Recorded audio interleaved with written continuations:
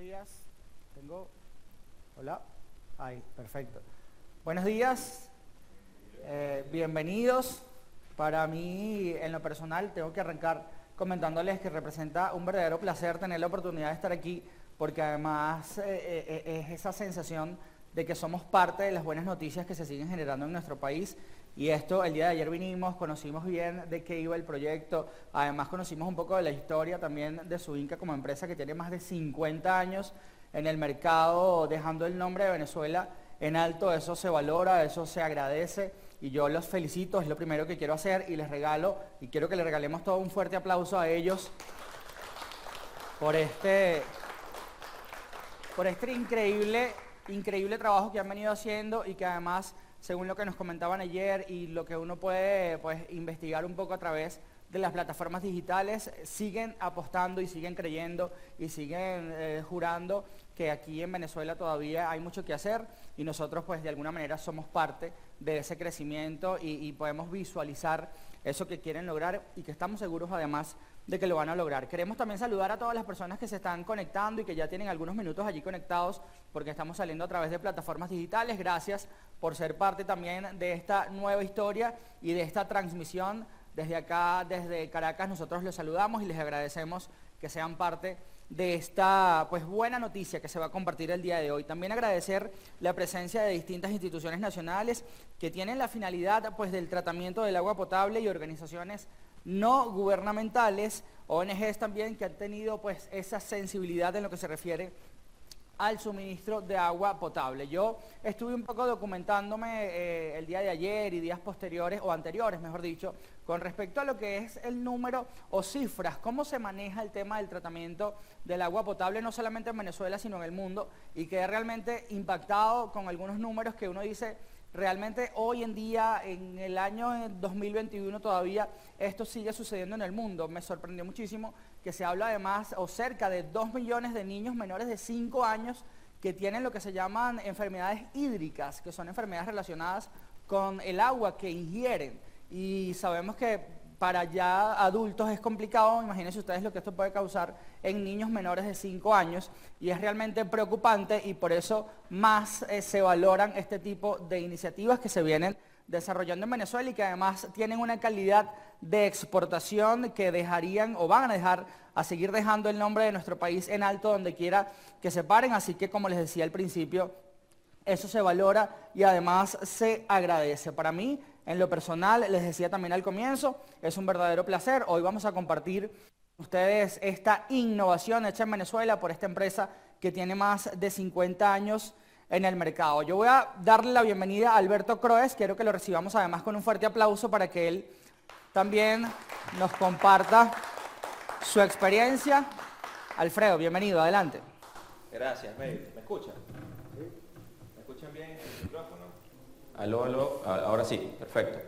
Gracias, Meire. Mi nombre es Alberto Croes, de la empresa Suinca. Agradecidos por estar aquí con nosotros y también los que están conectados viéndonos. Voy a contar un poquito de la historia de nuestro proyecto Swinclor. Comenzamos hace un poco más de 20 años con una iniciativa, con una inquietud, viendo que algunos acueductos rurales, donde el acceso de las sustancias químicas y la cloración era un poco difícil, y dejaron de ser atendidas, ¿no?, por la logística. Entonces hubo una inquietud por parte de la empresa y vimos que en otros países se están usando algunas sales cloradas y se estaba tocando un poco esa tecnología de generación de hipoclorito de sodio en sitio como alternativa.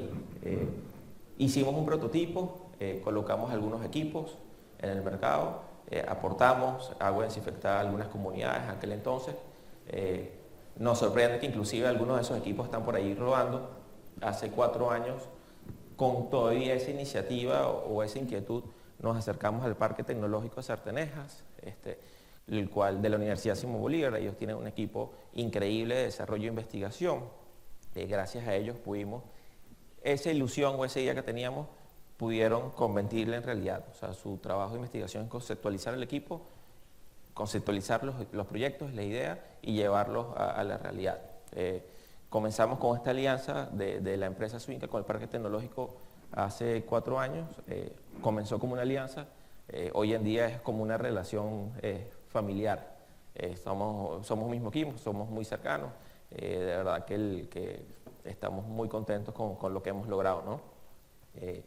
Comenzamos con el desarrollo de los equipos 4000 y 6000, estos son nuestros caballos de batalla, son generación de hipocloritos en sitio.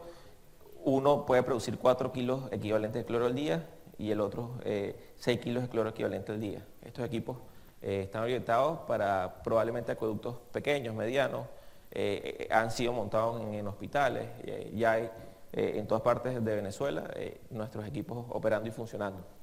El año pasado captamos un requerimiento y lo hicimos realidad.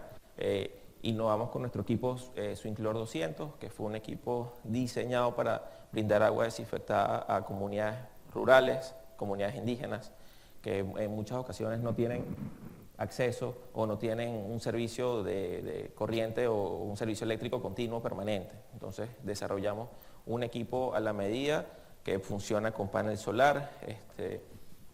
Gracias a Dios tuvimos la oportunidad este año de colocarlo en más de 30 comunidades en el Amazonas y están operando de manera satisfactoria. En resumen, hoy le vamos a presentar nuestros productos de nuestra línea de marca Swinclor. También vamos a tocar un poco nuestra marca Superior, que son dosificadores de gas cloro. En fin, vamos a presentar soluciones, desde la más pequeña para poder brindar agua desinfectada a escuelas, hasta las más grandes para desinfectar el agua que consume una ciudad. Entonces, es lo que vamos a estar abordando el día de hoy. Le doy la bienvenida. Vamos ahora a iniciar un taller técnico. Vamos luego del evento a presentar el corazón del evento, que es nuestro equipo automatizado Swinclor C250, que bueno, en su momento le explicaremos y hablaremos un poco más de ello. Gracias. A ti, Alberto.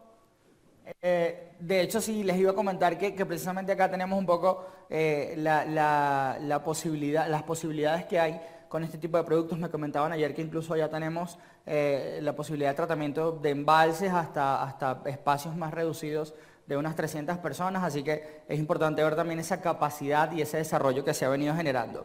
Efectivamente vamos a comenzar en este momento a visualizar una serie de material audiovisual donde vamos a arrancar de inmediato. Vamos a ver por acá, ok, con José Reyes, Zumeta. Él es ingeniero mecánico y gerente de planta de Suinca. Él nos va a hablar acerca de las recomendaciones para el manejo y transporte de gas cloro, principal químico usado para la desinfección del agua.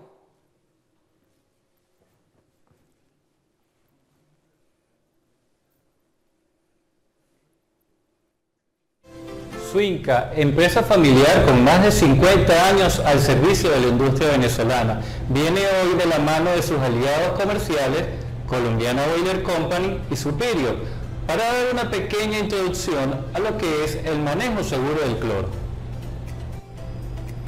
Soy José Reyes Zumeta, gerente de planta de Suinca Maracaibo, con 20 años de experiencia acompañando a la empresa en todo lo que tiene que ver con la recertificación de los recipientes para cloro, el manejo seguro del cloro, instalación en sistemas de cloración y muchos otros tópicos que tienen que ver en el área del cloro. Hoy vamos a hablar un poco sobre, valga la redundancia, el manejo seguro del cloro, y para ello vamos a tocar temas como los recipientes para cloro, tanto el cilindro o bombona como el contenedor de 2000 libras. Vamos a hablar de sus características, control y manipulación. Vamos a tocar un poco también el tema de la seguridad. Vamos a hablar de los equipos de protección personal, la detección de fuga y el control de dichas fugas.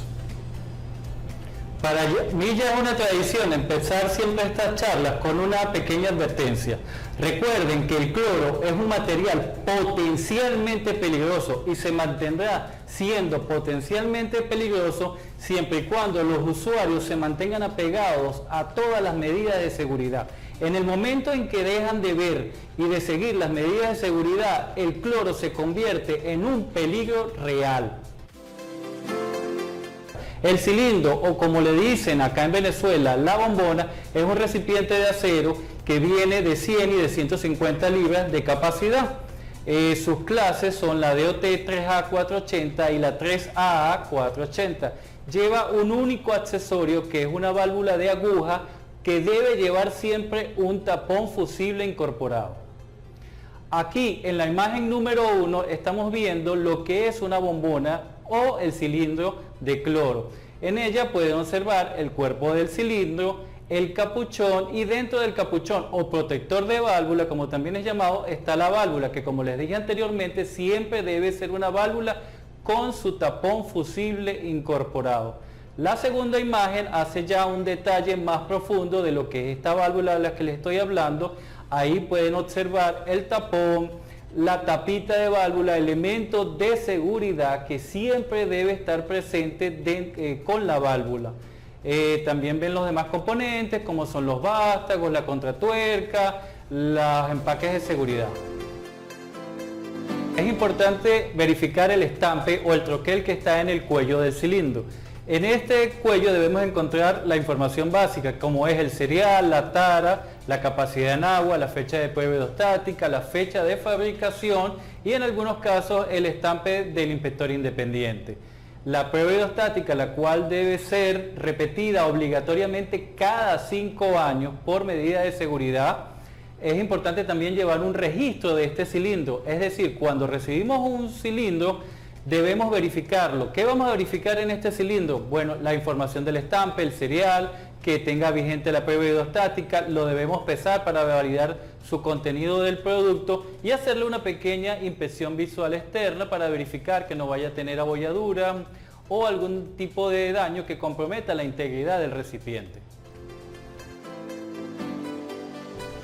En cuanto al transporte, es importante recordar que todos los cilindros deben ser transportados de manera vertical y no como se suele ver en muchos casos que los acuestan dentro de las camionetas o cualquier vehículo que los está transportando. Siempre deben estar de forma vertical con su tapa de válvula instalada y su protector de válvula o capuchón.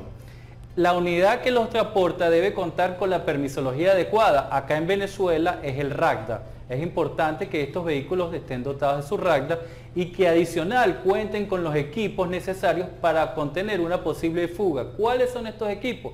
El kit de emergencia A, el equipo autocontenido y el traje resistente al químico, en este caso al cloro. El almacenamiento de estos cilindros es sumamente importante. Igual debemos almacenarlos de forma vertical. Deben ser almacenados solos, no compartiendo espacio con otro tipo de productos, incluso grasas, porque pueden generar alguna reacción. Todos deben ser almacenados en forma ordenada, los vacíos y los llenos de forma separada para tener un control. Adicionalmente, siempre tienen que contar con su tapita y su protector de válvula por si acaso se cae algún cilindro, no se pueda ver afectada la válvula del recipiente. Los recintos. Antes era muy normal ver recintos abiertos. Las nuevas tendencias es a utilizar recintos cerrados porque si existe alguna fuga, la fuga se debe contener y controlar en ese espacio y no debe ser perjudicial a los vecinos. En ese recinto que debe ser cerrado debemos contar con un kit de emergencia igual, el equipo autocontenido y el traje de emergencia resistente a cloro. Nuevas tecnologías nos dicen que podemos tener también sensores de fuga y los equipos Scrubber, que son los lavadores de gases que trabajan de forma automática ante una fuga de cloro. En cuanto a la operación del cilindro, primero es importante siempre utilizar los coloradores. Hay que evitar en lo posible las descargas directas. Hay que usar siempre una llave estándar o llave 200 para manipular la válvula de cloro, evitando el uso de alicates de presión, llaves de tubo u otros elementos improvisados. Use siempre un nuevo empaque o arandela de plomo al hacer una conexión. Evitemos estar reciclando estos elementos. Siempre revise una nueva conexión con el aspersor de amoníaco o agua amoniacal para asegurarnos que no existe una fuga. Mantenga consigo siempre el respirador o la máscara, bien sea media cara o cara completa, por si existe alguna fuga. No cambie cilindros conectándolos, desconectándolos solos. Siempre debe haber otra persona en el área y por lo menos uno de los dos debe tener experiencia en la materia. La descarga recomendada en un cilindro o bombona de cloro oscila de 10 a 30 libras por día. No debe superar esta tasa porque eso afecta la integridad del recipiente. No usen nunca la válvula como reguladora de caudal. La válvula, luego de la prueba inicial de que no existe fuga, debe ser abierta completamente para evitar daños en la misma. Hablemos ahora sobre el contenedor. El contenedor es un recipiente fabricado en acero, forma horizontal, con capacidad de 2.000 libras o 907 kilos de cloro. Se utiliza para almacenamiento y transporte de este producto. Las clases más utilizadas en Venezuela son el DOT 106A 500X y el DOT 106A 500W. Como accesorios cuenta con 2 válvulas tipo aguja y 6 tapones fusibles de seguridad. En la figura número 1 podemos observar este recipiente con un pequeño corte que nos permite ver internamente el envase. Este cuenta igual con un capuchón que protege las válvulas y 2 tubos que son llamados eductores, uno que va hacia la parte superior y otro que va hacia la parte inferior para el drenaje, bien sea del cloro en fase gaseosa o en fase líquida. Cuenta también con una válvula de aguja, ¿verdad?, que tiene su tapita, su vástago y su contratuerca. El estampe está, en este caso, lo que se llama la chimenea del recipiente, que contiene igual cereal, fabricante, tara, fecha de fabricación, prueba hidrostática, capacidad en agua y en algunos casos el estampe del inspector independiente. La prueba hidrostática vence cada 5 años y es obligatorio que se repita cada 5 años. El registro, muy importante, llevar el control de lo que se recibe. Debemos validar la información del recipiente, que como ya dijimos, pues cereal, tara, capacidad en agua, fecha de prueba hidrostática, pesarlo para garantizar que estamos recibiendo la cantidad adecuada de producto y validar las condiciones externas para garantizar que no tenga abolladuras o con cualquier otro daño que pueda comprometer la integridad del recipiente. En cuanto al transporte, los recipientes deben ser movilizados de forma horizontal, siempre con sus tapitas y capuchón de válvula protectora. La unidad debe constar de su rasda, su kit de emergencia, en este caso kit de emergencia B, su equipo de respiración autocontenido y el traje resistente para químicos. Para el almacenamiento aplican prácticamente las mismas condiciones que con la bombona. ¿Qué quiere decir? Bueno, deben ser almacenados en orden, los vacíos y los separados por aparte. En este caso el almacenamiento es de forma horizontal y debe ser siempre sobre bases giratorias. No se deben almacenar los recipientes en zonas donde existan grasas o algún tipo de combustible. Las áreas deben ser cerradas para contener la fuga. Es bueno contar con sensores de gas y, de ser posible, con equipos de lavado de gases o scrubber. Para la operación aplican prácticamente las mismas condiciones que para la bombona. Es decir, debemos utilizar el clorador para la descarga, evitando siempre las descargas de manera directa. Debemos usar la llave 200 o llave estándar para manipular cualquiera de las 2 válvulas de aguja del recipiente. Debemos cambiar siempre la arandela de plomo cuando vayamos a hacer una nueva conexión. Cada vez que hacemos una conexión debemos verificar con el aspersor de amoníaco que no exista ninguna fuga. El operador debe mantener consigo siempre el respirador o la máscara. No debe usarse la válvula como elemento de regulación de caudal, es decir, después de validar que no existe una fuga, debemos abrir la válvula completamente. La primera descarga, así sea en fase gaseosa, siempre va a ser líquido, va a salir cloro líquido. Es importante tener esto presente. No debemos utilizar palancas, policías o extensiones para abrir las válvulas. Esto es peligroso, daña el vástago y puede ocasionar un accidente. Monitoree siempre el peso del recipiente para estar consciente del remanente del producto. La descarga en fase gaseosa no debe ser mayor de 400 libras al día. En fase líquida podemos ir de 4.000 a 8.000 libras al día. Superar esta rata de descarga puede comprometer la integridad del recipiente.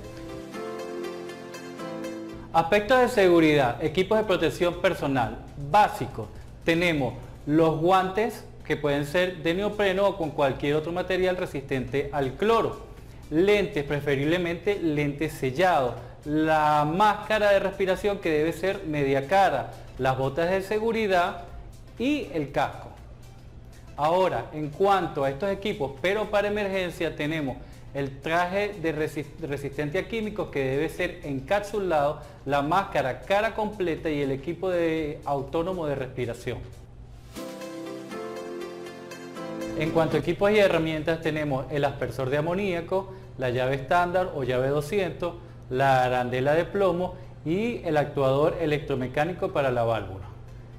Los equipos y herramientas, pero para emergencia, son kit de emergencia A para la bombona del cilindro, kit de emergencia B para el contenedor, kit de emergencia C para el carro tanque, la ducha y el lavaojos, la fosa de neutralización y el lavador de gases o scrubber. Detección de fuga. Tema general.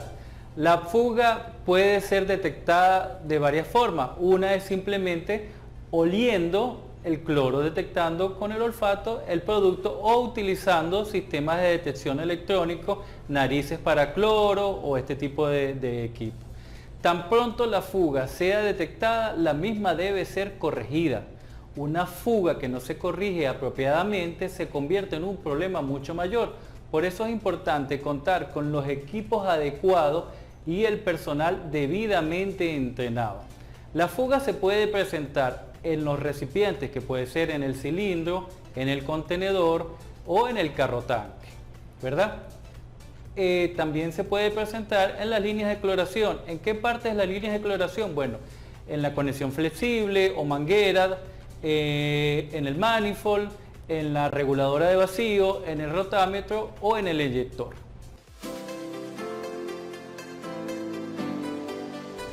Línea de cloración. Lo primero es el modo de localizar el escape. Ya sabemos que puede ser o con el aspersor de amoníaco o con sistemas electrónicos de detección de fuga, narices, por ejemplo, narices para cloro. El escape puede ser en los equipos o en las tuberías. Lo primero a hacer en este caso es cerrar la emisión del producto del recipiente a la línea, cerrando la llave del contenedor. Luego trato de desalojar todo el producto que está en esa línea para posteriormente proceder a la reparación de la misma. Si el escape es en una de las válvulas del sistema, igual debo cerrar la válvula del contenedor para evitar que siga saliendo el producto, desgasificar el sistema y reemplazar dicha válvula. En los recipientes del cloro, las fugas también se pueden detectar igual con el aspersor de amoníaco o con equipos electrónicos para la detección de cloro. ¿Dónde van a ser o pueden ser las fugas de cloro? En la válvula. En la válvula tenemos la rosca de la válvula, la contratuerca de la válvula y por la tapita o por la línea de descarga de la válvula. En el fusible, las fugas en un fusible pueden ser por la rosca del fusible o por el elemento fundente. En el cuerpo del recipiente, bueno, en el cuerpo puede ser en cualquier parte de la zona cilíndrica de dicho componente. Y en la soldadura o chimenea de esos recipientes. Los recipientes de cloro, lo primero es tratar de controlar la fuga. Evitar el escape de cloro es siempre la mejor manera de utilizar el kit de emergencia. Para controlar la fuga, primero, después de ubicarla, debemos movilizar o ubicar que la fuga sea siempre en fase gaseosa. Debemos disponer de los equipos adecuados, kit de emergencia, equipos autocontenidos y el personal debidamente entrenado para controlar dicha fuga. Se debe disponer siempre también de fosas de neutralización. Recordar siempre que la fosa no es para tirar directamente el recipiente, a menos que la fuga en el recipiente sea en una zona donde el kit de emergencia no pueda ser utilizado, como en la chimenea o en las zonas curvas. Recomendaciones para las instalaciones. Instalar cloradores acordes con los consumos de cloro. Colocar la válvula reguladora de vacío lo más cerca posible del eyector.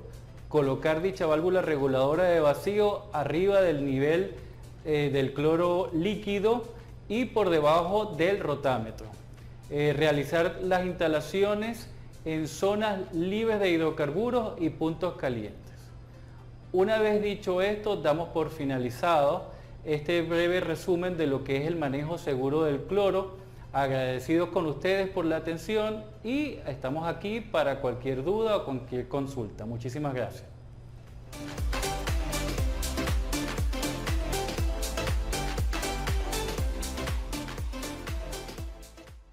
Perfecto. Tenemos entonces ya visualizado este primer material audiovisual.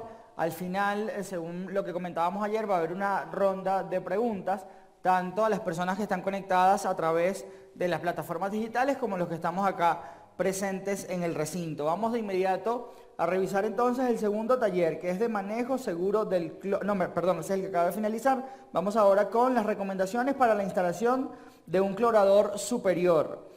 Nos los va a presentar Alberto Croes, es ingeniero de computación y gerente general de Suinca. Él va a hablar, como les decía, de las recomendaciones y cálculos hidráulicos para la instalación correcta de tuberías y bombas Booster para los cloradores de marca superior. Vamos a ver de inmediato el material. Mi nombre es Alberto Croes de la empresa Suinca. Hoy en la mañana vamos a estar compartiendo y hablando un poco sobre buenas recomendaciones y cálculos para poder hacer una instalación de forma correcta de un desificador de gas cloro marca Superior. Vemos en esta primera lámina un esquema muy sencillo de una instalación correcta, bien hecha, regulador de vacío encima de la bombona, rotámetro en pared para poder dosificar el gas cloro. Vemos a mano izquierda un detector de fuga, lo cual es muy conveniente desde el punto de vista de seguridad. Y ya en la tubería de agua principal vemos nuestro inyector instalado directamente en la tubería y tenemos dos manómetros que marcamos acá en rojo, uno en la tubería de agua principal y otro a la entrada del inyector, que es el flujo de agua. También podemos observar que tenemos una bomba booster, el cual nos va a hacer el diferencial de presión o nos da ese impulso para tener el diferencial de presión que necesitamos para poder, pues, a través del principio de Venturi, originar el vacío. Recuerdo que estos sistemas de dosificación funcionan a través de vacío. Introducimos algunos conceptos que vamos a detallar más adelante. La contrapresión en este caso se parece mucho, o es la presión de la tubería del agua principal. La presión de flujo de agua, que es la que está en la entrada del inyector, es la que nos va a dar nuestra bomba booster. Vemos en esta lámina un cuadro que nos viene impreso en el manual del clorador. Esto nos sirve de referencia dependiendo de cada modelo de nuestro clorador, cuál es el requerimiento de presión y de caudal para ocasionar o originar el vacío en el eyector. Para este ejemplo vamos a situarnos a un modelo de un clorador de 50 ppd y para este ejercicio vamos a tomar una contrapresión o en el flujo de agua, la tubería principal, de 40 psi. Nos situamos a mano izquierda en la contrapresión de 40 psi. En este momento tenemos 4 escenarios posibles en función del número de boquilla o de nariz que seleccionemos. Tenemos nariz 3, 4, 5 y 7. Cada uno va a tener un requerimiento distinto de presión de caudal de agua para causar o originar el vacío. Vamos a explicar un poco lo que es la contrapresión, que no es más que la presión de agua en la salida del eyector. Debe medirse con un manómetro muy cerca del eyector. En ocasiones, si no podemos tener muy cerca un manómetro, sino el manómetro está en un arreglo de tubería que está a cierta distancia, tenemos que medir la contrapresión con cálculos hidráulicos. La idea es tratar de tener el eyector directamente en la tubería de red, así nos ahorramos ciertas pérdidas de presión que se pudiese ocasionar. Definimos lo que es la presión del flujo de agua, es la presión que tenemos a la entrada del eyector. Esta deberíamos medirlo con un manómetro ahí cerquitica, a la entrada de agua, a la entrada del eyector. Si no tenemos ahí el manómetro y lo tenemos en otro sitio, tenemos que ir a cálculos hidráulicos para poder tener una presión real del flujo de agua. Factores desconocidos que nos cambian un poco nuestra hidráulica: no tenemos manómetros o no se instalan manómetros en los sitios adecuados, si no están a ciertas distancias del eyector. La tubería, nuestro sistema de tuberías tiene algunos accesorios, válvulas, que cambian un poquito esta hidráulica. Definimos lo que es pérdida por fricción. Es la pérdida de presión que se va a originar en un sistema de tubería. Realmente las moléculas del agua o el flujo del agua entran en fricción con las paredes de la tubería y existe una pérdida de presión.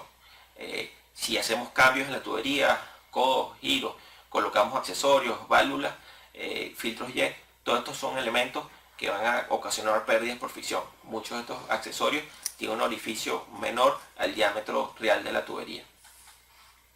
Ahora contamos con una tabla que viene impresa en el manual del clorador, que nos va a ayudar, nos ayuda con un factor de pérdida por presión en una tubería de Schedule 80, que es la tubería típica que deberíamos tener para hacer este tipo de instalaciones. Tenemos en esta tabla dos variables, el caudal que se expresa en galones por minuto y el diámetro de la tubería. Esto es un factor calculado para cada 100 pies de longitud de tubería. Afortunadamente existen aplicaciones gratuitas en páginas web donde pueden hacer estos cálculos por nosotros. Debemos definirle diámetro de la tubería, la longitud y qué tipo de accesorios tiene nuestro sistema de tuberías para darnos un resultado de presión final adecuado.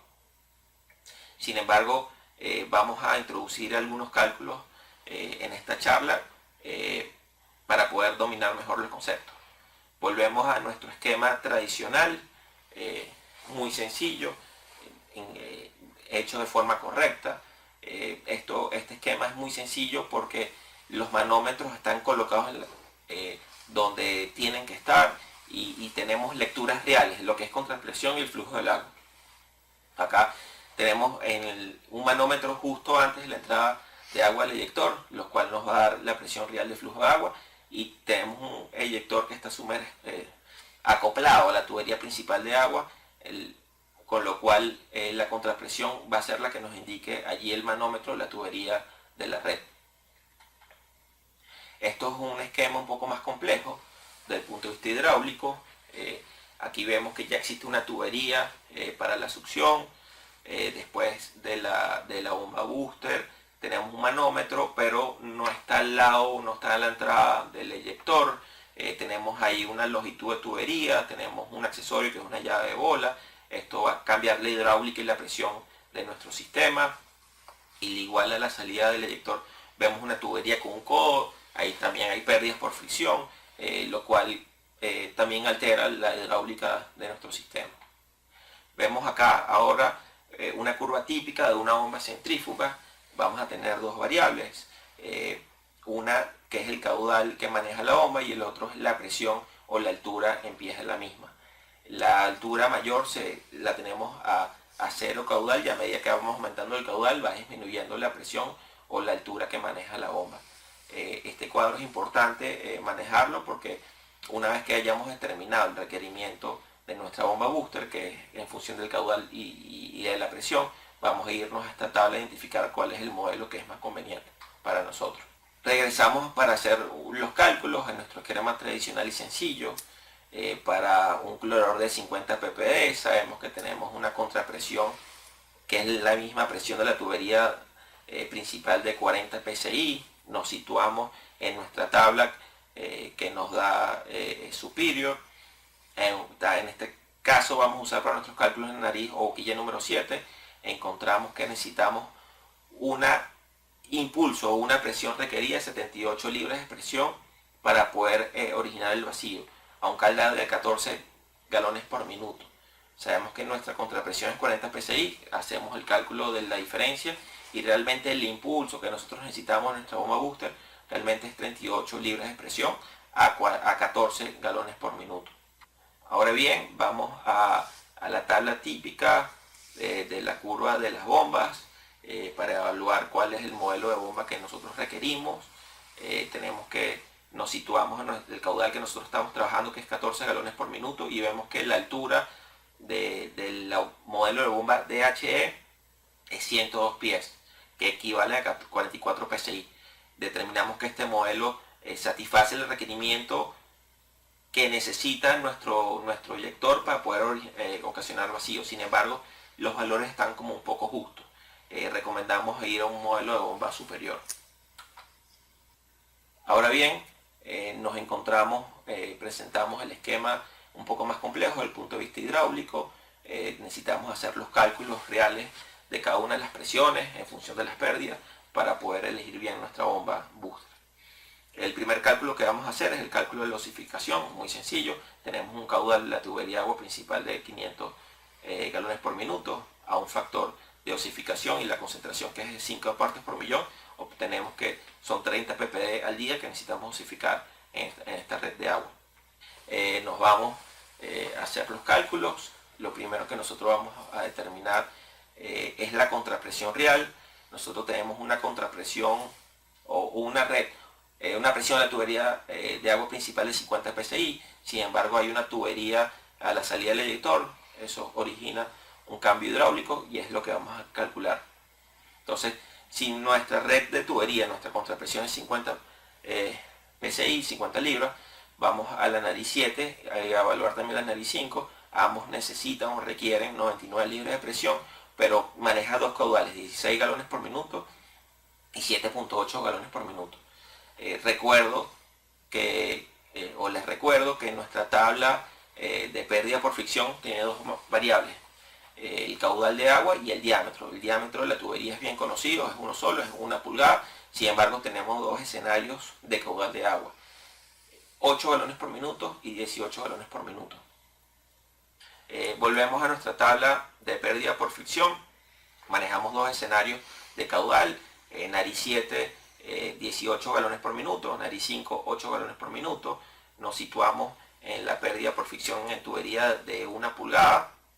Recordamos que estos factores están hechos para tuberías de 100 pies. Nuestra tubería, la longitud de la tubería es 20 pies, sacamos la proporción y tenemos como resultado que para la nariz 7 tenemos 5.1 pies de pérdida por fricción y la nariz número 5 1.7. Esta pérdida por fricción tenemos que sumársela a la contrapresión de la tubería principal y obtenemos dos resultados. Si es nariz 7 tenemos 55.1 psi y si es nariz 5 51.7 psi.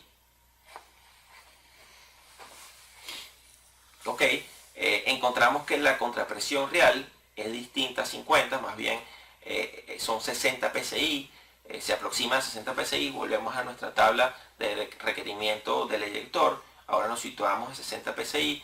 Vemos que la presión de las dos boquillas o los dos narices, una es 117 y la otra es 114. Preferimos mantenernos y continuar el ejercicio en la nariz número 5 porque el requerimiento de la bomba va a ser menor. Entonces nos situamos en la columna nariz 5, tenemos un requerimiento de presión de 114 psi y 8.6 galones por minuto. Ya calculamos la contrapresión real de la salida del eyector. Ahora tenemos que calcular la presión real del flujo de agua que está a la entrada del eyector como tal. Recordemos que en nuestro esquema, nuestro sistema de tubería a la entrada del eyector tiene una tubería de 100 pies. Tenemos ya el caudal definido que es 8.6 galones por minuto. Vamos a nuestra tabla de pérdida por fricción. Aproximamos el caudal a 10 galones por minuto. Vemos que tiene allí para tubería de 1 pulgada un factor de 8.6 pies de pérdida. Hacemos la transformación a PSI, que son 3.72 PSI, y se lo sumamos a la presión de trabajo de nuestro eyector, que es 114 libras. Entonces, al final vamos a tener como resultado 117.72 libras de presión real a la entrada del eyector o de presión del flujo de agua. Una vez que ya tenemos calculado la contrapresión y la presión del flujo de agua de la bomba, necesitamos para calcular y dimensionar el impulso o el tamaño de la bomba booster que necesitamos, calcular la pérdida por fricción por la succión de la tubería de la bomba. Para simplificar los cálculos, ya hicimos un cálculo de pérdida por fricción de una longitud similar, que fue la descarga del eyector. vamos a suponer, o usamos esos mismos cálculos, que son 1.7 psi de pérdida, se lo vamos a restar a los 50 libras de presión que tenemos en la tubería principal y nos da 48.3 psi. Eso es la presión real de succión de la bomba. Tenemos la presión de succión, tenemos ya el requerimiento de entrada de agua inyector. Lo que hacemos es ahora hacer la diferencia para confirmar y calcular cuál es el impulso que necesita nuestra bomba, y son casi 70 libras de presión que nuestra bomba necesita darnos como impulso a un caudal de 8.6 galones por minuto. Ok, nos tenemos que citar de nuevo en nuestra curva de los modelos de bomba. Nos paramos en el caudal que necesitamos, que es 8.6 galones por minuto. Vemos que el modelo DHJ nos da una altura en pies de 160 pies de altura, que se aproxima a los 70, casi 70 psi que necesita nuestra bomba. O sea, este modelo de bomba cumple con los requerimientos de presión y de caudal, pero muy justo para nuestro sistema hidráulico que estamos evaluando en este momento. Recomendación sería buscar un modelo superior en nuestra instalación. Entonces, bueno, por último, tenemos acá nuestro esquema que estamos evaluando ya con los resultados finales. Tenemos una contrapresión a la descarga de la bomba, a la descarga del eyector de 51.7 libras, una presión real de flujo de agua a la entrada del eyector de 117.4 libras, tenemos una presión de succión real de 48.3 libras y una presión en la tubería de agua de 50 psi. Recordemos que el requerimiento del eyector nuestro, la nariz o la boquilla 5 que seleccionamos, es 114 libras de presión a 8.6 galones por minuto, que es el caudal para comenzar a hacer succión. O sea, de allí para arriba, ese es el requerimiento mínimo. Hicimos una introducción más o menos de los cálculos o los conceptos que necesitamos para poder hacer una instalación correcta de nuestro clorador desde el punto de vista hidráulico. Por último, nos gustaría dejar algunas recomendaciones por nuestra experiencia en este tipo de instalaciones. Recomendación 1. Tratar de usar manómetros a la entrada y a la salida del eyector. Esto nos da una visión muy clara de qué está pasando desde el punto de vista hidráulico, inclusive para la operación. Si en algún momento el clorador deja de funcionar y no está dosificando cloro, estos son indicadores claves para entender dónde está el problema. Recomendación 2. Tratar de hacer la inyección de cloro o de solución clorada directo en la tubería principal de la red. De esta manera nos garantiza que nuestra contrapresión se va a parecer o a ser la misma a la tubería, a la presión de la red principal. Y por último, la tercera recomendación es evaluar muy bien los accesorios que vamos a usar en nuestro sistema de tubería, llámese válvula de bola, filtro Y, válvula de compuerta, T, codos. En muchas ocasiones algunos de estos accesorios pueden tener un orificio menor al diámetro de nuestra tubería, lo cual nos ocasiona restricciones y nos cambia de manera drástica la hidráulica de nuestro sistema. Muchas gracias.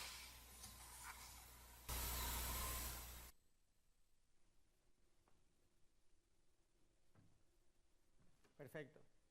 Gracias a ti, Alberto. Gracias también a las personas que se están incorporando por acompañarnos. Me estaban comentando por acá que recuerden que estamos transmitiendo a través de las plataformas digitales. Nos están viendo en este momento déjenme validar acá, desde España, Estados Unidos, Colombia, mucha gente aquí en Venezuela también conectada a través de las herramientas digitales. Así que un saludo para ustedes de nuevo, gracias por conectarse y gracias por estar aquí pendientes y compartiendo con nosotros esta mañana. Me llama poderosamente la atención todo lo que uno escucha y lo que uno va viendo, aunque evidentemente no soy experto en la materia, pero a veces uno da muchas cosas por sentado, y esto también un ejemplo un poco de vida, que sencillamente para abrir un grifo y lavarte las manos, todo lo que tiene que pasar, todos los cálculos, todas las métricas, todo el trabajo que hay detrás de cada una de las cosas que quizás en el día a día no nos detenemos un momento a pensar, y la importancia y la relevancia del trabajo de los que están detrás de este emprendimiento y detrás de muchísimas cosas que, como les decía, pues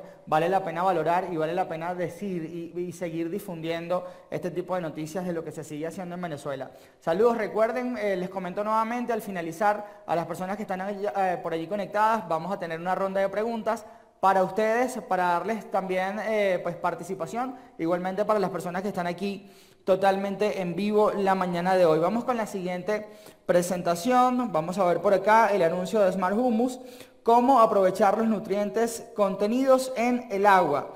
Con ustedes pues un video a cargo de Leopoldo Sucre, él es PhD en química y va a hablar acerca de las riquezas de las sustancias húmicas fluviales y cómo aprovecharlas desde el punto de vista comercial.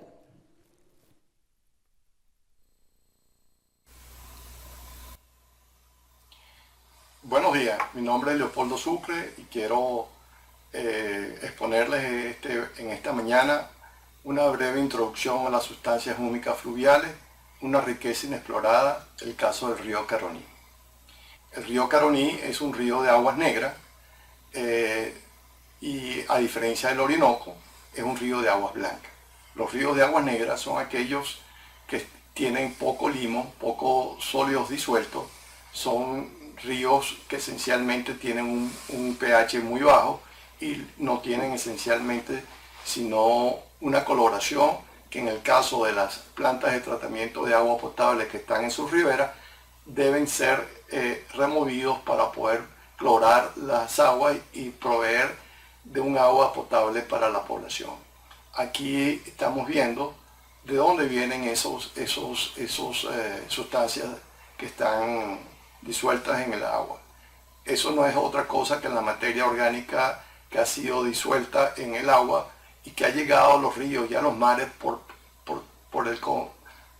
ayuda de la agua y las lluvias que terminan lavando los suelos y dejándolos cada vez desprovistos de más minerales. En esta misma lámina estamos viendo el Salto Pará, estamos viendo una foto aérea de la planta de Toro Muerto, estamos viendo una pequeña planta piloto que se había hecho inicialmente, los bioestimulantes que habíamos hecho en esa ocasión a partir de las aguas del Caroní y la aplicación en agricultura orgánica. Las sustancias húmicas fluviales son del todo conocidas. Desde la época inmemoriales de los egipcios está haciendo y aportando sus mejores esfuerzos para crear la civilización. De hecho, de ahí floreció la agricultura y la floreció porque las sustancias húmicas fluviales que venían en el río Nilo, al llegar al mar Mediterráneo, formaban grandes extensiones en zonas fértiles y agrícolas, por lo cual la civilización egipcia pudo florecer y ser lo grande que fue. Así que cuando hablamos de los deltas del mundo, este fenómeno se ocurre y se sucede igualmente. Debemos pensar que los deltas tienen esa capacidad de retener gran parte de estos materiales antes de que el resto del agua llegue al océano. Sin embargo, la gran mayoría del agua con estas sustancias húmicas fluviales termina en el océano. Por lo tanto, debiéramos buscar la manera de recuperarlos.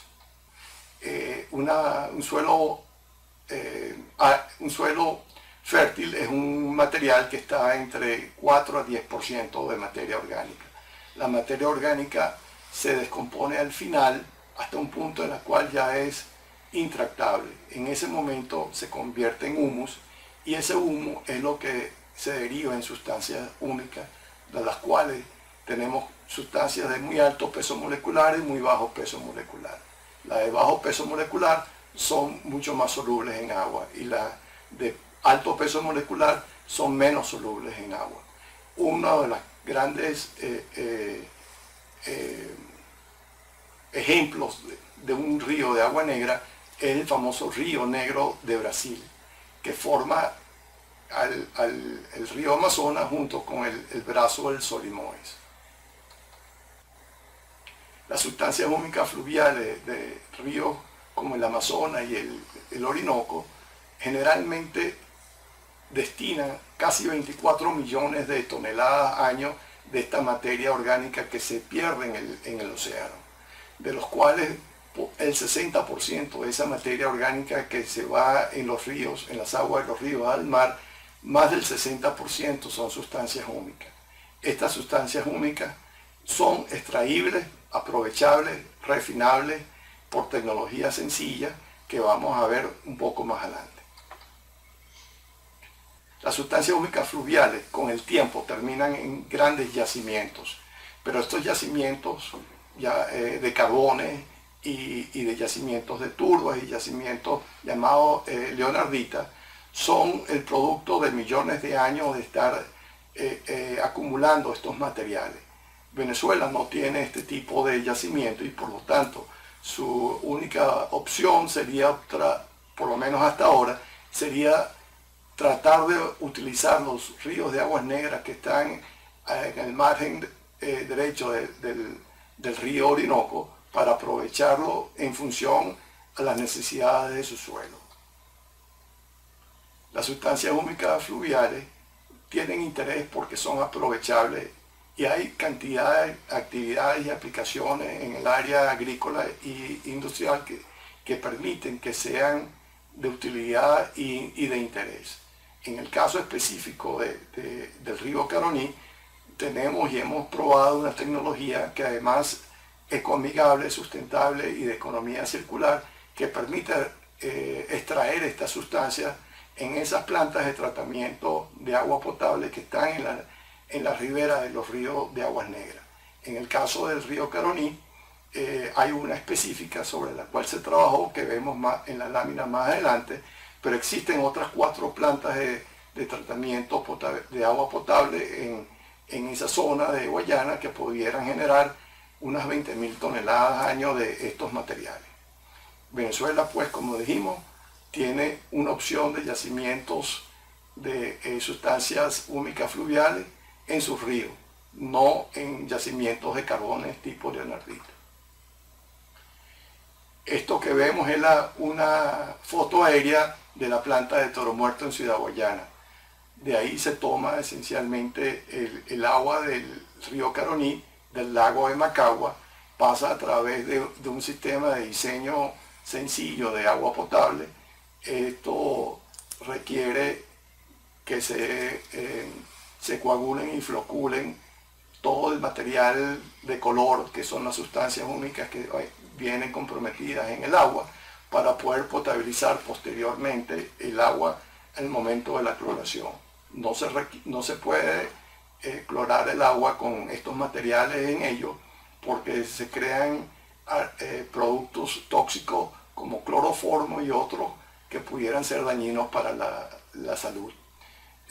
A mano derecha vemos la piscina de sedimentación cuando es limpiada cada X número de meses, porque todo ese material de lodo sedimentado que vienen de la planta de tratamiento de agua potable es de nuevo devuelto al río Caroní o al lago de Macagua. En nuestra tecnología esto lo evitamos y proveemos una valoración de estos lodos, como veremos ahora. Las sustancias húmicas, una vez llevadas a las piscinas de sedimentación, son tratadas por un proceso de alcalinización. Ese proceso lo produce inicialmente una sustancia húmica en forma líquida de sales de potasio o de la sal que se usa en este caso, y este es el principio para generar otros subproductos que podían ser fertilizantes o pudieran ser enmiendas orgánicas de utilidad para la agricultura. ¿Por qué las sustancias húmicas son necesarias? Son necesarias en el sentido de que durante años, y han pasado más de 100 años desde que se encontraron y se descubrieron, por lo menos su uso, de que tenían propiedades realmente importantes para los suelos.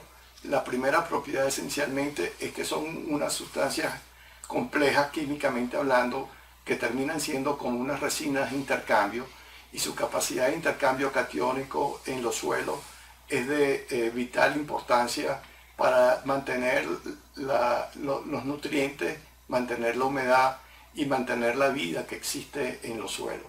Eso permite la aireación de los suelos, permite que toda la biota que está embebida en ese suelo tenga características de poder vivir y reproducirse en cualidades óptimas. Este estímulo del crecimiento vegetativo hace que estos materiales permitan generar vida en suelos que han sido esencialmente desprovistos de ella. Cuando hablamos de las sustancias húmicas, no solo las terrestres, sino las fluviales, todas ellas esencialmente tienen características similares. La diferencia de las sustancias húmicas fluviales con las terrestres es que las sustancias húmicas fluviales son los precursores de todas las demás sustancias húmicas terrestres que han sido formados a lo largo de los años o millones de años. Pero en todas las áreas de aplicación que se han encontrado esencialmente funcionan igual.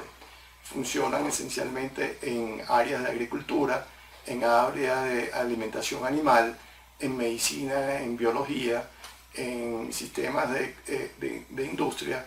Tienen una gran, hoy en día podrían ser de mucho interés porque tienen propiedades antivirales y antibacterianas y que pudieran darle a la industria farmacéutica interés importantes para producir productos de calidad en este sentido. Las sustancias húmicas fluviales en la agricultura hacen que el suelo obtenga mayor cantidad de materia orgánica. Eso aumenta los rendimientos cualitativos y cuantitativos en todos los cultivos.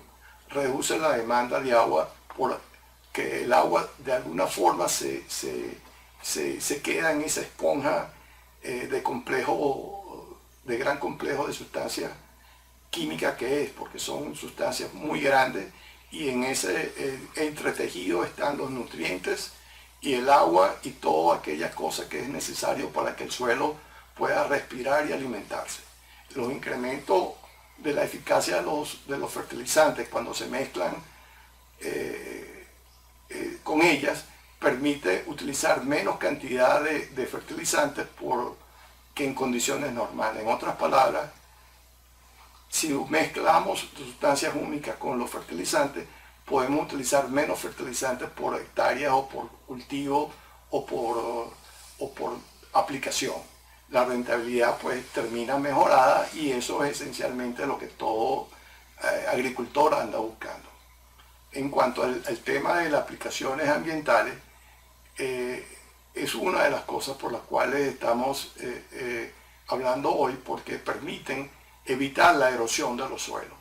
Esto ha sido aplicado a una cantidad de ejemplos en las cuales podemos ver perfectamente que las laderas de las montañas, los campos de deporte y algunas otras cosas que son de mayor interés. Ahora veremos una aplicación directamente a los suelos venezolanos. Venezuela pues tiene muy malos suelos, esencialmente muy poco porcentaje, no creo que llega al 2%, tienen condiciones óptimas de cultivo. Sin embargo, el resto tiene problemas o de acidez o de falta de fertilidad, o tiene problemas de pendiente, o tiene problemas de drenaje. Si pudiéramos mezclar unas ciertas cantidades de ácidos húmicos y fúlvicos en función de sus sales, ya sean de calcio, magnesio, hierro, potasio, con las tierras infértiles, podríamos obtener suelos mucho más adaptados a la agricultura.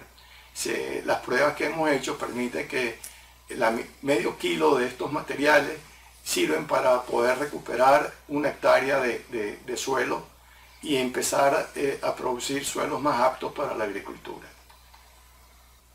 Aquí vemos un caso de erosión causada por la minería ilegal en la zona de Guayana, donde al ser tratado con sustancias húmicas fluviales permite que se reverdezcan de nuevo esos suelos. De esta manera es aplicable a muchos otros casos, pero esto es como estas sustancias provienen de los ríos de aguas negras de Guayana, aquí se han aplicado especialmente para tratar de recuperar en algo lo que la minería ilegal ha realizado. Cuando hablamos de urea, hablamos de un fertilizante nitrogenado que se usa en gran cantidad y en mayor de los casos en Venezuela y en todos lados del mundo. Se conoce que la urea se exivia, se oxida, se pierde, se usa de manera ineficaz, y la razón final es porque el material no puede mantenerse en los suelos ni puede ser aprovechado por las raíces y la fauna y flora de los suelos de manera eficaz. Al perderse por cada 100 kilos de urea que se echa en un suelo, se agrega un suelo, más del 50% se desaprovecha. Una de las maneras que se ha venido tratando ese problema con la urea es haciéndola un fertilizante de liberación lenta. Para esto se han probado cantidad de otras opciones en las cuales se les ponen ciertos polímeros para terminar de recubrir la superficie de la urea, y de manera que la urea no se pierda. En el caso nuestro hemos propuesto utilizar humatos de potasio que recubran la urea. Formamos un producto que llamamos la perla negra, y esta sustancia se podría perfectamente producir en el país. Esto abarataría los costos de producción del agricultor y haría más efectivo el uso de la urea. De esta presentación quisiera que llevaran algunos conceptos para la casa. Las sustancias húmicas fluviales son muy versátiles. Se encuentran en los ríos de aguas negras. Los ríos de aguas negras son fácilmente cosechables cuando tienen plantas de tratamiento de agua potable, para la cual no solamente se producen el agua potable, sino se podría producir sustancias húmicas fluviales, para la cual sabemos que existen muchas aplicaciones. Una de las razones por hacer esto es valorar los lodos y sedimentos residuales que se producen en esas plantas de potabilización que están en las riberas de estos ríos, que hoy en día, desafortunadamente, lo que hacen es devolverlas a los ríos de agua negra sin ningún tipo de utilización. Recuperar las sustancias húmicas fluviales es una actividad que presenta una oportunidad y un reto, porque permite solucionar algunos problemas ambientales y al mismo tiempo brinda oportunidad a que las autoridades de la hidrológica tengan posibilidad de cumplir con sus cabalmente con las actividades ecológicas que le están encomendadas. Una de las cosas que debemos tener claro es la posibilidad de la recuperación de los suelos en la zona de Guayana, donde evidentemente más de todos los suelos están formados por materiales sumamente ácidos y que no soportan una buena agricultura, y su capacidad de agricultura es muy costosa si no se resuelve el tema de añadirle materia orgánica. En este sentido, postulamos que esta es una de las formas de mejorar los suelos de Guayana, y no solo los de Guayana, sino los de todo el país. Para terminar, simplemente quiero recordar aquella frase del poeta Neruda, donde hablaba del drama que significaba la erosión del agua en las tierras. Él decía en su Oda a la erosión, un poema que va de esta manera: volví a mi tierra verde y ya no estaba, se había ido con el agua hacia el mar, se había marchado. Gracias.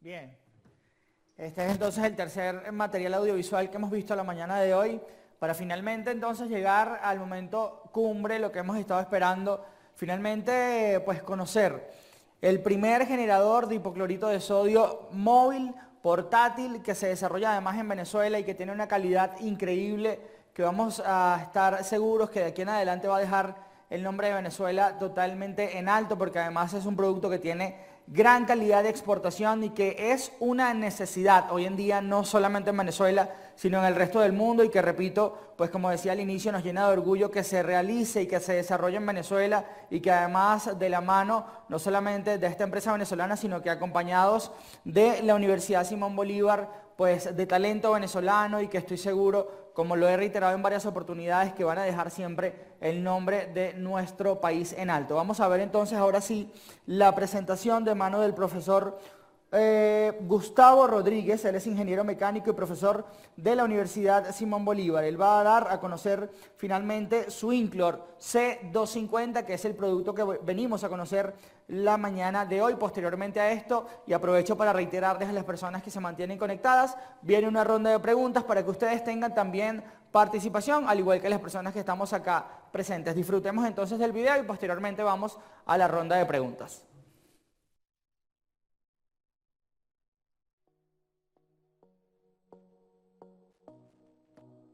Hola, mi nombre es Gustavo Rodríguez, soy ingeniero mecánico.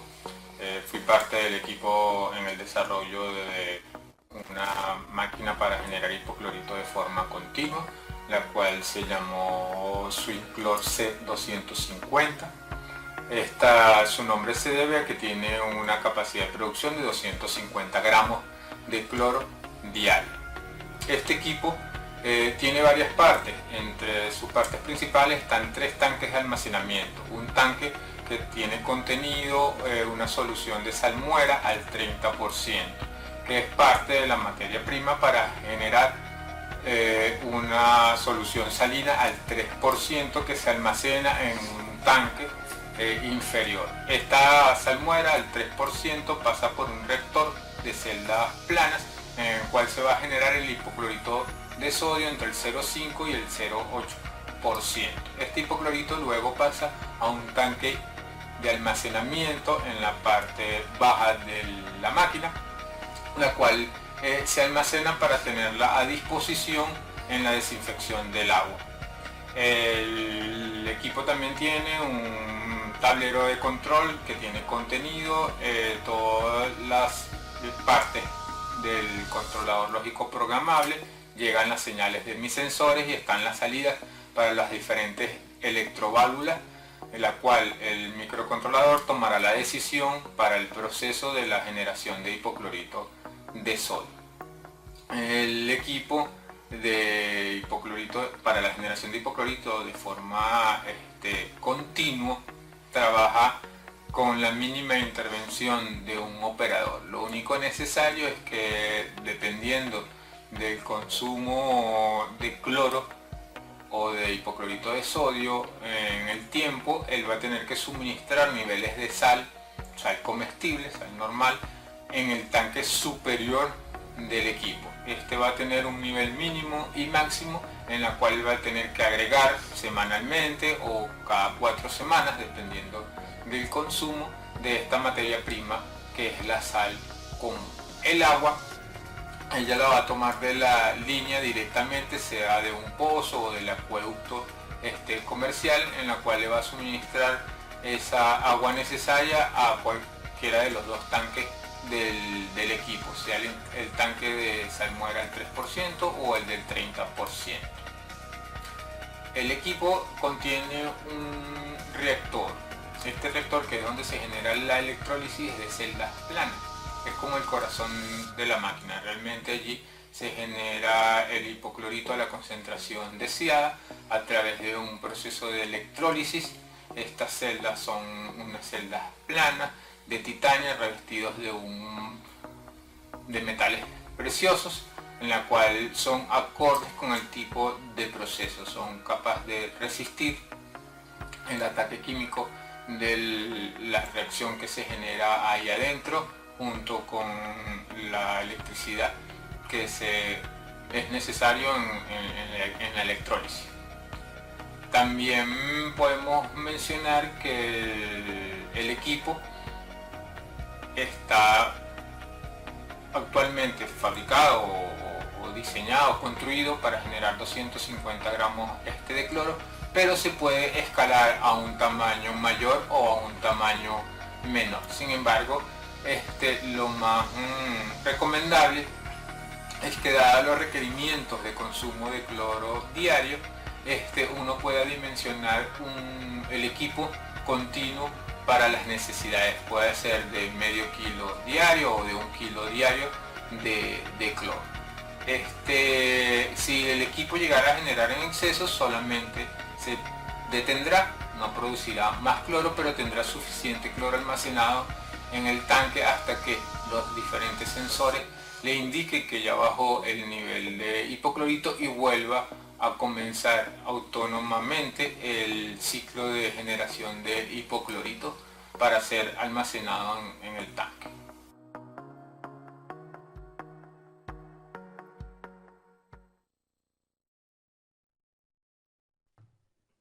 Bien, señores, oficialmente de la mano de Suinca y el Parque Tecnológico Sartaneja, les presentamos a SwingClor, un dispositivo desarrollado en Venezuela, para quien pido por favor un fuerte aplauso, la gran innovación que estamos conociendo el día de hoy y que además nos llena de muchísimo orgullo. Voy a pedir por favor que se acerque de nuevo Alberto Croes, es el gerente general de Suinca y que nos va a hacer pues ya formalmente, Alberto, la presentación de SwingClor. Bienvenido nuevamente. Gracias, Mary.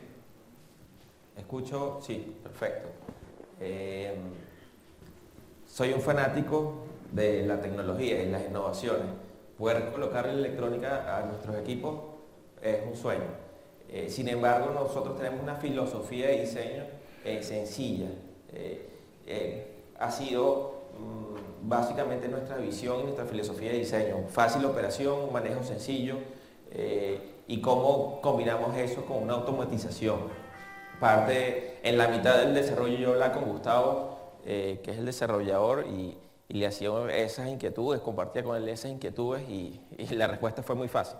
El operador no tiene que hacer nada. O sea, para eso colocamos un sistema de control. El equipo y el controlador toman las decisiones.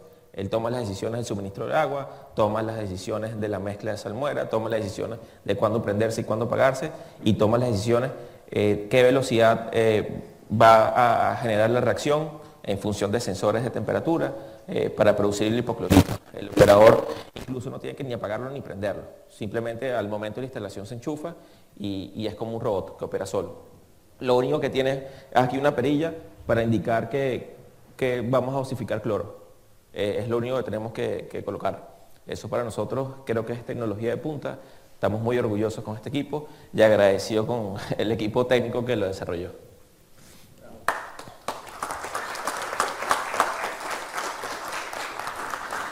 Bien, Alberto, tenemos entonces ya las notas de las preguntas para comenzar, si quieren, con las personas que están conectadas a través de las herramientas digitales para dar entonces respuesta, y luego, si tienen ustedes acá de forma presencial alguna pregunta, con todo gusto también los especialistas van a responderlas. No sé si por allá atrás los muchachos de producción tienen las preguntas que están haciendo. ¿Sí? Ok. Vamos entonces a responder estas preguntas que han hecho a través de la conexión que tenemos desde el comienzo, y posteriormente entonces respondemos a los presentes. Perfecto. Buenos días a todos. Tenemos varias preguntas por acá. Eric Regueira, de Azoquín, eso es la Asociación Venezolana de la Industria Química y Petroquímica. Esto es una pregunta para Alberto, ¿ok? Él dice que con el tema de sus vidrios, los cloradores, dice que debe existir un plan de emergencia y de contingencia. Y la pregunta de él es si existe un monitoreo de seguimiento para la detección de cloro en caso de fuga. Ok. Para la respuesta para Eric, existe un plan de contingencia. Nosotros hemos dictado charlas y entrenamiento para los operadores de planta. Existe un equipo de contingencia, se llama Kit B, que lo vemos acá a mano izquierda. Es un kit para detener cualquier tipo de fuga de gas cloro. Obviamente existe un entrenamiento por parte del operador para que pueda operar el equipo, sumándose a las recomendaciones que indicó José Reyes en su charla acerca del manejo seguro de cloro.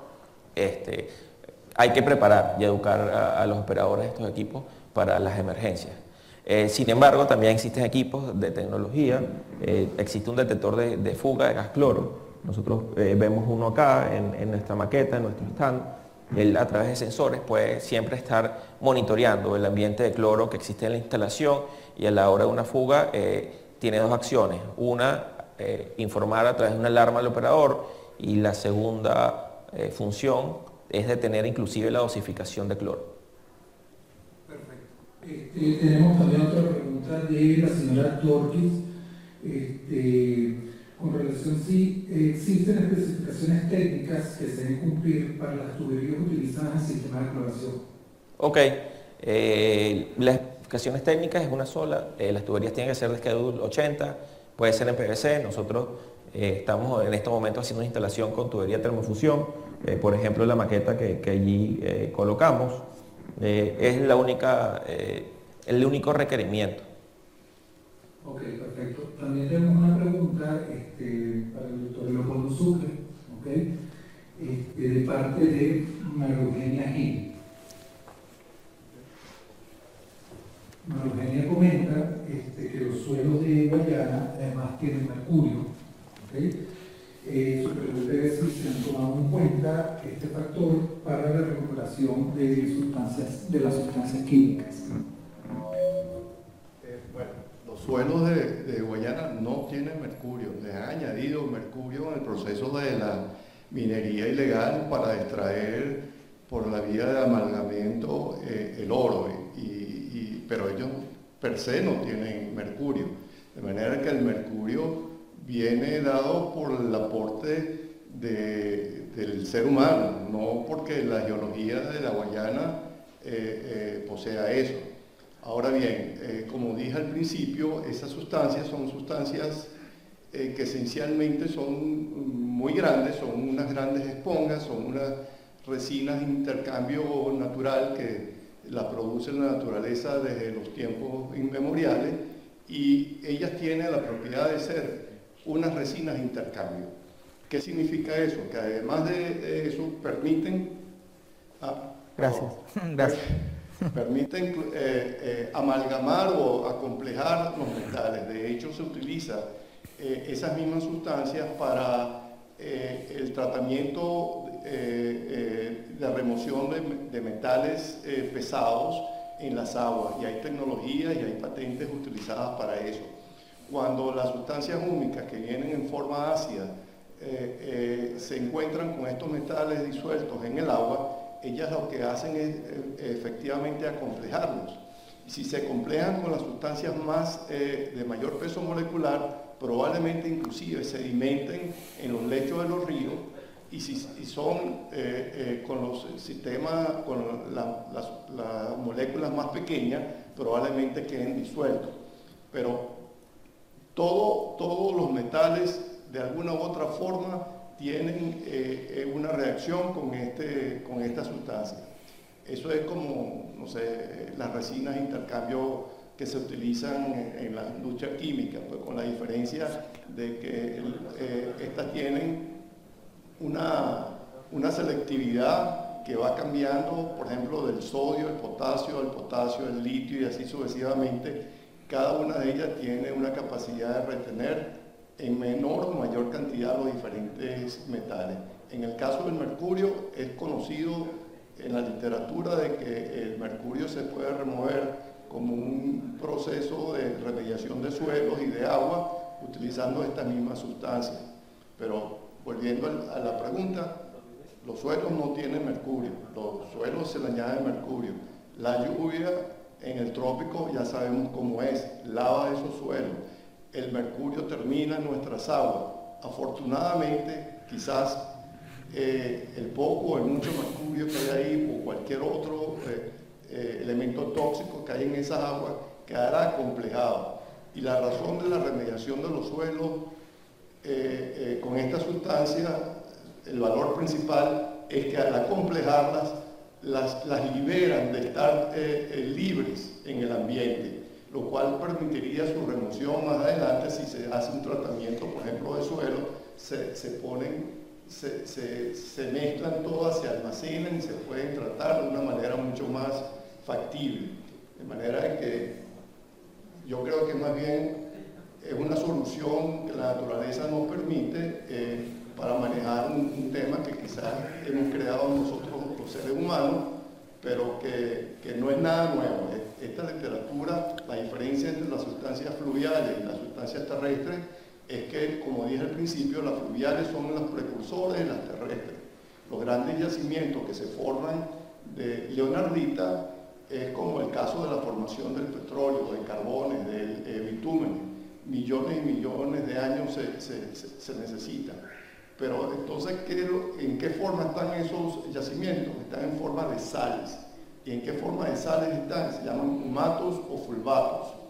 Y esos materiales son el ácido húmico o sustancia húmica en forma ácida que se acomplejó con el correspondiente metal. De manera de que probablemente si tenemos mercurio en nuestras aguas y le añadimos esas resinas de intercambios naturales llamadas sustancias húmicas, lo que estamos es acomplejándolas y removiéndolas.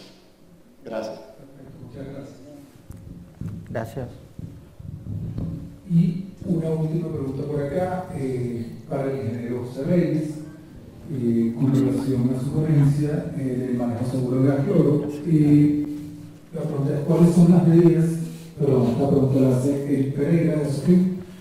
¿Cuáles son las medidas de manejo adecuadas que se utilizan o se usan para aquellos cilindros que ya se incorporan dentro del tratamiento o el uso de gas cloro? Sí, muchas gracias por la pregunta. Ya en principio le dimos una corta respuesta por vía MIT. De hecho pasa mucho, ¿no? Estos cilindros salen de servicio y son desechados. La gente no sabe, no tiene conocimiento del producto que contienen y muchas veces los tratan de perforar directamente o les tratan de quitar el accesorio de una vez y han habido bastantes lesionados a nivel nacional por esta situación. Como les decía a esta persona vía MIT, lo primero es validar el contenido, la cantidad de producto que tiene el recipiente. Hay que neutralizar ese producto haciéndolo reaccionar con una solución de soda, de dióxido de sodio, aproximadamente al 20%, para tratar de desalojar todo el remanente de cloro que pueda existir en el envase. Luego de esto simplemente se puede llenar el envase con agua, esperan 24 horas y ya en ese momento pueden retirar el accesorio y el recipiente es totalmente seguro de manipular, bien sea un cilindro o bombona o el contenedor de 2000 libras. Este sería, digamos, el procedimiento básico para poder disponer de manera segura de un recipiente ya que ya no puede seguir siendo utilizado. Gracias. Perfecto. Ya no tenemos entonces más preguntas Ok, ¿alguien de los presentes si tiene alguna duda, algún comentario que hacer? Perfecto, si te acercas por acá, porfa. Bueno, aquí lo tenemos. Ajá, te puedes. Hola, buenos días. Mi nombre es Melissa Salazar y vengo desde el Quisiera que me explicaras un poquito qué requerimientos de instalaciones eléctricas necesita para este equipo y si tiene algún sensor que dispare, que se apague el equipo si hay alguna fluctuación muy importante. Bueno, el equipo se puede conectar a 120 o 240, dependiendo de lo que puedas tener en tu sitio de instalación. Tiene un consumo aproximado de 2 amperios, ¿ya? 240 vatios hora. Realmente es pequeño comparado con muchos otros equipos eléctricos, con una bomba, con cualquier otro, digamos, dispositivo que pueda hacer un consumo fuerte. En este caso no, porque realmente, como se mencionó anterior, no tiene piezas grandes ni móviles. Realmente el reactor es el que hace un mayor consumo eléctrico, que son aproximadamente entre 10 y 20 amperios, pero a 12 voltios. ¿Ya? Las electroválvulas prenden y apagan dependiendo de la necesidad, consumen menos de 1 amperio. Y el equipo se le instaló un breaker o un dispositivo de protección para fluctuaciones. Sin embargo, el PLC tiene su fuente de poder, como Siemens lo recomienda, de la misma marca que tiene el controlador. Él también tiene su protección interna. Adicionalmente, dentro de un rato lo abrimos, tiene una fuente de poder muy parecido a los otros equipos que tenemos allá, que es el que de alguna manera le suministra la energía que necesita el reactor. Es decir, la carga fuerte que puede tener el equipo no pasa por la parte de control, está totalmente separada. Y puede trabajar de 120 a 240, soporta variaciones desde 100 voltios hasta 260, ya lo configuramos robusto, dadas las condiciones que tenemos actualmente. Realmente no vemos, estamos como lo estamos presentando, un equipo nuevo, seguimos probándolo, seguimos o queremos tener un feedback cuando se hagan las diferentes instalaciones, a ver cómo se comporta. Sin embargo, hemos hecho pruebas bastante, digamos, de una manera práctica aquí, desenchufándolo. Hace unos días tuvimos un bajón eléctrico aquí en la universidad, vimos cómo se comportó, se reinició, volvió a arrancar sin ningún problema. El equipo necesita una bomba dosificadora para suministrar el cloro. Esa es la parte que, digamos, pudiera ser débil, no del equipo, sino del sistema de cloración, pero ya no depende de ella, depende de cómo suministres esa dosificación. Pudiera ser por goteo, pudiera ser por gravedad, pudiera ser por una bomba de diafragma. Hay diferentes formas en las que pudieras hacer la dosificación. Esa sí sería, digamos, la limitante o lo que tendría que tenerse cuidado, que sería un equipo que acompañe al generador de hipoclorito. Por otro lado, digamos, las electroválvulas son a 12 voltios, son bastante robustas también para tener un equipo que pueda trabajar tranquilamente. Y el cuidado, más que todo, que yo sí tendría en su instalación, es que tenga un espacio abierto o aireado, porque todo proceso de generación de hipoclorito desprende hidrógeno, y sería la única precaución que de verdad debería tener, más que eléctrica. ¿Ya? No sé si está respondido. Okay. Perfecto. Si hay alguien más que tenga alguna pregunta, algún comentario de los presentes. ¿Estamos listos entonces, Alberto? De nuevo te doy la palabra para que, si quieres, pues decir unas palabras finales, un agradecimiento a los presentes. Gracias en lo que a mí respecta, y a Sergio por ahí también, que me estaba escribiendo. Para nosotros también es importante, como lo decía al comienzo, ser parte de este tipo de eventos, de este tipo de lanzamientos, porque de alguna manera nos refrescan y nos mantienen comprometido con lo que sucede en nuestro país. Gracias de verdad en lo personal y en nombre de Sergio también por permitirnos formar parte de esta mañana de nuevos comienzos, además. Gracias a ti, Mayri. Hemos en este conversatorio presentado dos líneas, dos marcas, SwingClor y Superior. Brindamos soluciones de desinfección con estas dos marcas desde un colegio hasta una ciudad. Entonces, podemos abarcar un rango amplio de soluciones. Tenemos distintos modelos para distintas aplicaciones, instalaciones en domésticas, residenciales, urbanas, clubes, pozos que son populares ahorita, acueductos de urbanizaciones, de comunidades, inclusive comunidades rurales donde no tienen energía eléctrica. Hemos venido desarrollando durante estos años, pensando en el cliente, pensando en la realidad que tenemos en nuestro medio para esto. Estamos muy satisfechos con las innovaciones que hemos tenido. Presentamos este año la innovación del SwingClor C250, es el primer equipo de la familia de nuestros equipos continuos. Vamos a continuar fabricando distintos modelos dentro de esta línea. Realmente este equipo es un equipo pequeño. Los tanques de reacción y los tanques están acoplados a la estructura del equipo. A medida que vayamos creciendo en caudal, vamos a tener que ir estos tanques y poniéndolos a un lado, pues. La verdad que estamos muy satisfechos con los avances, estamos muy satisfechos con dónde estamos ahorita parados. Quisiera aprovechar la oportunidad y agradecer al Parque Tecnológico de Sardenejas, a los tres genios que están atrás de estas innovaciones, profesor Fernando Morales, Renzo Bocardo y Gustavo Rodríguez, que fue la cabeza de esta innovación. Quiero darle un agradecimiento muy estrecho por parte de Swinca, de la familia que somos. También al señor Ricardo Zambrano, presidente de la empresa de Swinca, que fue la persona que tuvo esa inquietud dentro de la organización y ha tenido la visión durante este proyecto. Y sin duda, lo más importante, a los clientes que están acá con nosotros y los que nos están viendo por las redes sociales, por su confianza. O sea, estamos aquí y hemos llegado a donde estamos y vamos a continuar de la mano con ellos por la confianza que han tenido en nuestra marca Swinclor. Quisiera darles un aplauso a todos.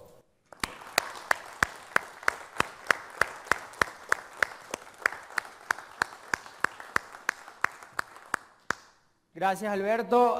Aprovechamos entonces para despedir a las personas que están allí conectadas todavía y les recuerdo tanto a ustedes que están allí en línea como a los que estamos acá presentes que esto es noticia que además hay que replicar. Van a comenzar a escuchar mucho seguramente de Swinclor, estoy seguro. Se comenzó ayer un trabajo de gira de medios, estuvieron en Globovisión el día de ayer totalmente en vivo, van a seguir saliendo en medios nacionales, en plataformas digitales, así que la invitación es a difundir esta información, a que la gente conozca lo que se está haciendo y además a seguir apoyando lo que se hace en Venezuela y sobre todo este tipo de cosas que tienen ese sello enorme que dice hecho en Venezuela y que nos deja bien parados en cualquier parte del mundo.